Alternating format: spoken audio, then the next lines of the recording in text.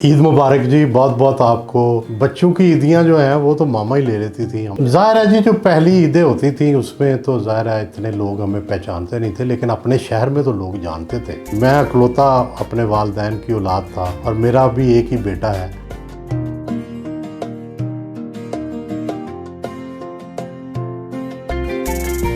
ईद मुबारक जी। बहुत बहुत आपको ईद की खुशियाँ मुबारक हों।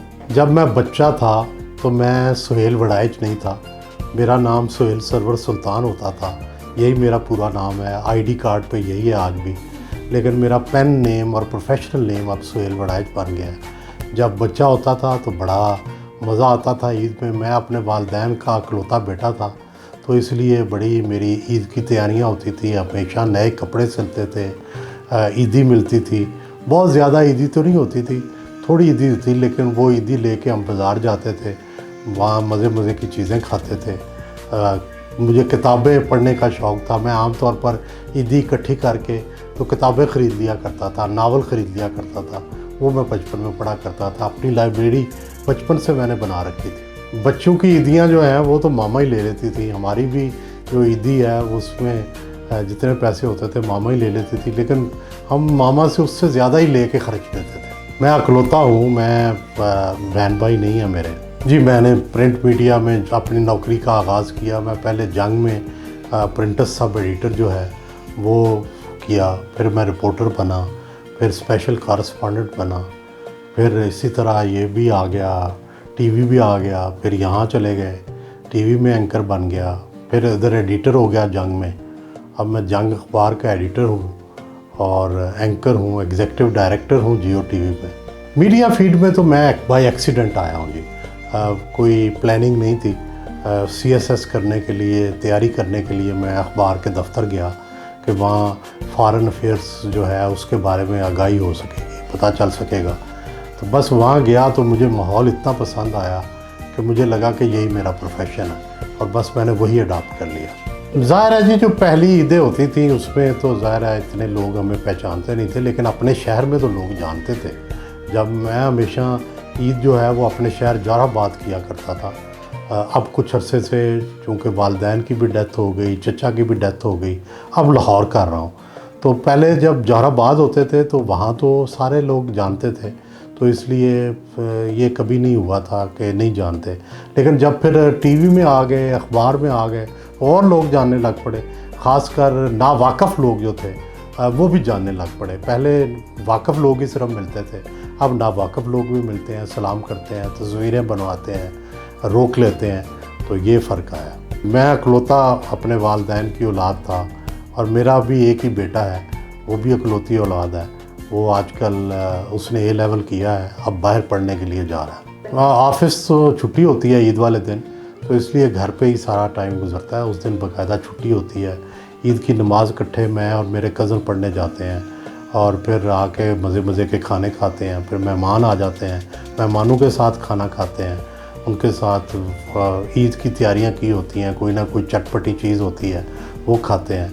तो इस तरह कुछ हिस्सा सो के गुज़रता है, कुछ हिस्सा जाग के गुज़रता है। मेरी वाइफ जो है बड़ी अकोमोडेटिंग है, बल्कि मेरी शॉपिंग भी वही करती है, और मेरे अक्सर जो कपड़े होते हैं वो मेरी वाइफ ही सिलवा के लाती है, पसंद भी वही करती है।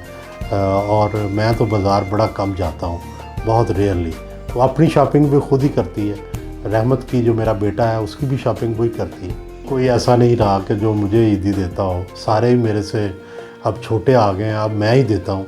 एक वक्त था कि मुझे भी ईदी मिलती थी, चचा की तरफ से, वालिद की तरफ से, अम्मी की तरफ से। वो सारे बेचारे जिस दुनिया से चले गए, तो अब मैं बड़ा हूँ, अब मैं सबको ईदी देता हूँ। वैसे दोस्त बहुत हैं जो गिफ्ट भी देते हैं रेगुलरली, जो ख्याल भी रखते हैं, आते जाते बैरून मुल्क से जितने आते हैं वो गिफ्ट लाते हैं। तो ये इस बारे में काफ़ी, मसलन मुझे क्लोन का शौक़ है खुशबू का, तो खुशबू कभी मैंने ख़रीदी नहीं है, और खुशबू जो है वो ताइफ पे ही चलती है। साल हो गए वो ताइफ पे ही चल रही है। मनसूबाबंदी यही करते हैं, खाने पहले डिसाइड कर लेते हैं कि उस दिन मेहमानों को क्या खाना देना है, उस दिन ईद कहाँ पढ़नी है।